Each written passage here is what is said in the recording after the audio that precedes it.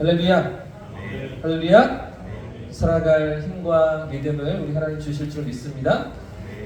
어제 살펴본 것처럼 이스라엘 백성들은 지금 시내산 밑에 있습니다. 지금 백성들은 애굽을 떠나온 지 한 1년이 지나고 있는 그런 상황인데요. 이런 가운데 하나님께서 모세를 통해 시내산에서 율법을 주셨고요.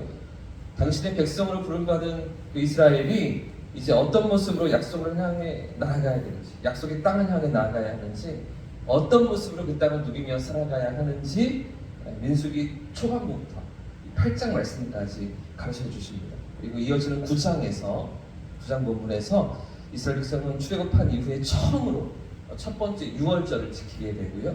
또 10장에서부터 이제 본격적인 광야길을 걸으면서 39년의 광야 생활을 이어지게 되는데요. 자, 그 중에서도 8장은 이런 이스라엘 백성이 하나님과 함께 약속의 땅을 향해 나아가기 위해서 하나님이 한 지파를 구별하시고요. 그들을 부르시며 하나님을 섬기는 일을 하도록 세우시는 장면이 이어지고 있습니다. 하나님께서 어떤 지파를 부르십니까? 방금 읽으신 것처럼 레위 지파이죠. 자, 5절과 6절 말씀을 같이 한번 읽어보겠습니다. 5절과 6절입니다. 시작. 여호와께서 모세에게 말씀하여 이르시되 이스라엘 자손 중에서 레위인을 데려다가 정결하게 하라. 쭉 13절 말씀까지 읽었던 본문이 다 레위 지파에게 이렇게 말씀하시는, 하나님께서 레위인을 구별하여 따로 세우시고 하나님을 섬기는 일을 감당하게 하시는 그런 내용입니다. 자, 그런데 여러분 생각해 보셨습니까? 왜 레위 지파일까요? 첫째인 르우벤 지파도 아니고, 둘째 시므온 지파도 아니고, 장자 역할을 했던 요셉 지파, 그러니까 에브라임이나 므낫세 지파도 아니고, 왜 레위 지파가 하나님께서 사용하신다고 부르시고 구별하신 그런 일을 감당하게 되는 것입니까? 이유는 우리가 지나왔습니다. 출애굽기에서 금송아지 사건이 있습니다. 모세가 시내산에 올라가서 하나님께로부터 율법을 받고 있었을 때 40주 40야 동안 시내산 위에 있었잖아요. 그때 그 40일 동안 모세가 내려오지 않자 백성들이 무엇을 요구합니까? 우리를 인도할 신을 만들어내라. 아론에게 요구하죠. 그래서 금송아지를 만들어 그 앞에 범죄하고 숭배합니다. 온 백성들이 하나님 앞에 거역하며 이렇게 우상을 만들어 숭배하고 있었는데, 그런데 그때 그 범죄에 동참하지 않았던 지파가 바로 이 레위 지파인 것이죠. 모든 백성들의 범죄 속에서도 하나님 편에 서 있던 한 지파가 바로 이 레위 지파였습니다. 오늘 민수기 8장을 읽었지만 출애굽기 32장을 같이 좀 살펴봤으면 좋겠는데요. 본격적으로 볼 때는 출애굽기 32장 말씀 좀 펴보겠습니다. 출애굽기 32장 26절 말씀인데요. 어떤 상황 속에 하나님이 레위 지파를 구별하시고 부르시는지 같이 한번 살펴보겠습니다. 출애굽기 32장 26절 말씀 한 절만 먼저 같이 읽겠습니다. 26절 시작. 이에 모세가 집 문에 서서 이르되 누구든지 여호와 편에 있는 자는 내게로 나오라 하며 레위 자손이 다 모여 그에게 담는지라. 무슨 이야기입니까? 모두가 제약된 길로 나아갈 때, 모두가 우상숭배의 길에 서 있을 때, 이 레위 지파만큼은 그 범죄에 가담하지 않고 마음을 지키면서, 믿음을 지키면서 하나님 앞에 서 있었던 그런 사람들인 것이죠. 사실 이 당시에 이스라엘 백성들은 이제 막 애굽을 빠져나오는 상태 아닙니까?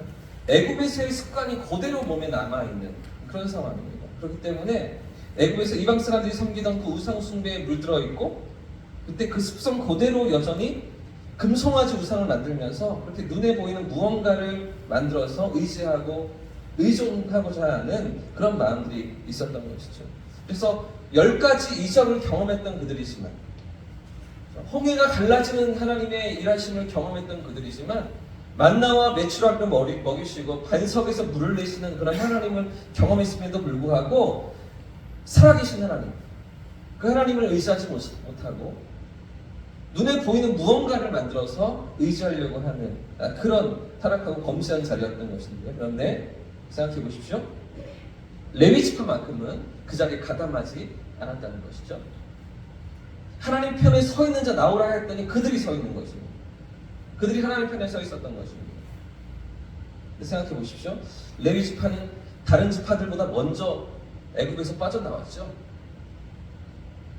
레위 지파는 다른 지파들보다 애굽 문화에 적게 물드는 상황 가운데 살고 있었죠. 전혀 그렇지가 않습니다. 똑같은 삶의 자리에 있었습니다. 똑같이 애굽 생활했고 종살이했고 이방 문화에 영향을 받는 자리에 있었던 그들이죠. 그런데도 불구하고 그들은 다른 선택을 했던 거죠. 모두가 범죄하는 자리로 레위 지파는 나아가지 않았던 것이죠. 오늘 우리에게도 이런 믿음을 원하시는 줄 믿습니다. 할렐루야. 이런 삶의 모습을 하나님께서 기대하시는 것이죠. 세상이 말하고 세상이 들려주는 대로 따라가지 않고 사람들의 이야기에 마음을 빼앗기지 않고 하나님의 뜻이 어디 있는지, 하나님의 부르심이 어디 있는지, 우리를 향하신 하나님의 기대가 무엇인지를 생각하며 믿음의 길로 나아오기를 주님 원하시는 줄 믿습니다. 자, 이어지는 출애굽기 말씀을 보시면 이런 레위 지파에게 하나님께서 이렇게 명령하시는데 27절과 28절 말씀도 보겠습니다. 출애굽기 32장 27절 28절 시작. 모세가 그들에게 이르되 이스라엘의 하나님 여호와께서 이렇게 말씀하시기를 허리에 칼을 차고 진 이문에서 저 문까지 왕래하며 각 사람의 그 형제를 각 사람의 자기 친구를 각 사람의 자기 이웃을 죽이라 하셨느니라. 레위 자손이 모세의 말대로 행하며 이날의 백성 중에 3,000명이 죽임을 당하더라. 하나님께서 어떤 명령을 레위 지파에게 내리십니까? 동족을 죽이라고 명령하시죠. 같은 민족 백성을 죽이라고 명령하시죠. 허리에 칼을 차고 형제를 죽이고 친구를 죽이며 이웃을 죽이라. 너무너무 무시한 명령 아닙니까? 너무나 잔인하신 하나님 아닙니까? 자, 왜 이런 명령을 주실까요? 이유가 무엇일까요? 이런 대목이 궁금하지 않으세요? 이런 부분이 왜 이렇게 하나님께서 요구하시는가? 자, 이유가 있습니다. 하나님께서 나타나시고 그들의 죄를 지적하셨는데도 불구하고 회개하지 않은 백성들이었어요. 그 우상 숭배에 대해서 돌이키지 않는 백성들이었어요.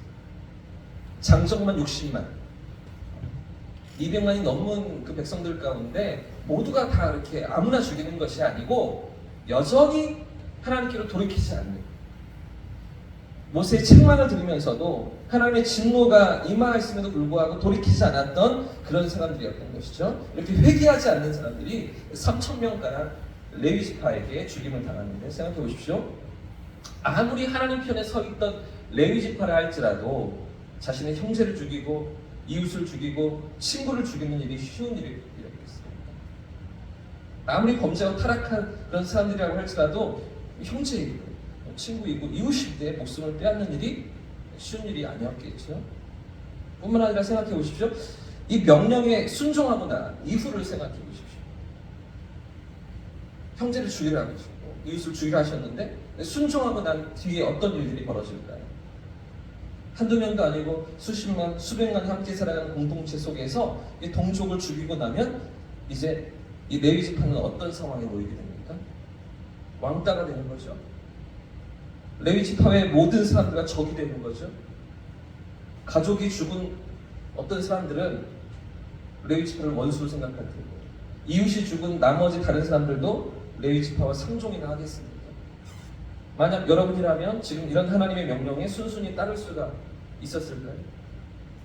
쉽지 않았을 것입니다. 무척 어려운 일이었을 것입니다. 그런데도 불구하고 레위 지파는 하나님의 명령에 순종합니다. 아무리 가까운 친척이나 친구라도 끝까지 회개하지 않으면 우상을 섬기는 자들을 진멸하라는 하나님의 이 명령을 다 이행했던 것입니다. 자, 그리고 29절 말씀을 보시면 이로 말미암아서 하나님께서 레위 지파에게 이렇게 말씀하시는데 29절 말씀도 같이 읽겠습니다. 시작. 모세가 이르되 각 사람이 자기의 아들과 자기의 형제를 쳤으니 오늘 여호와께 헌신하길 바랍니다.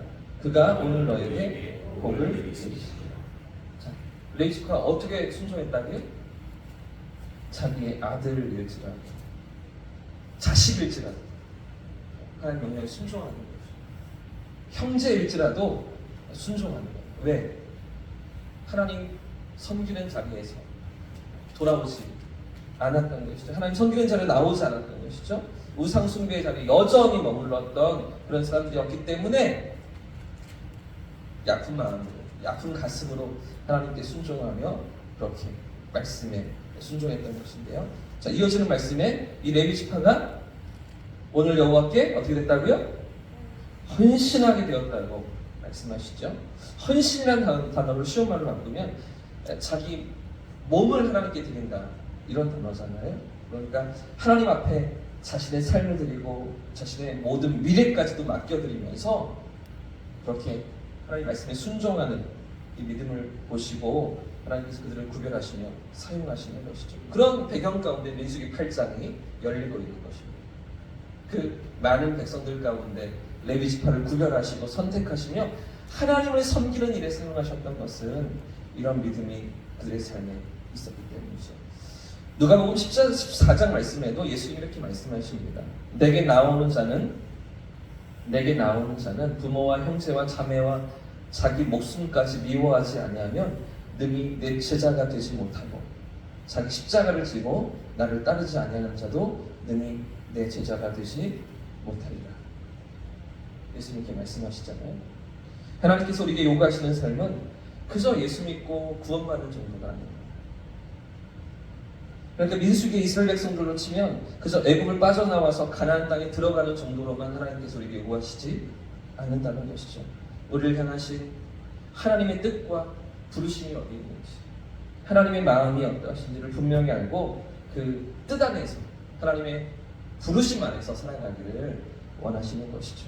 오늘 우리 삶에도 이런 믿음과 이런 구별된 삶의 모습이 있어지기를 주님의 이름으로 축복합니다. 하루를 살아가면서도 세상과 다른 모습으로 믿음으로 깨어 살아가는 저와 우리 모두의 삶이길 축복합니다.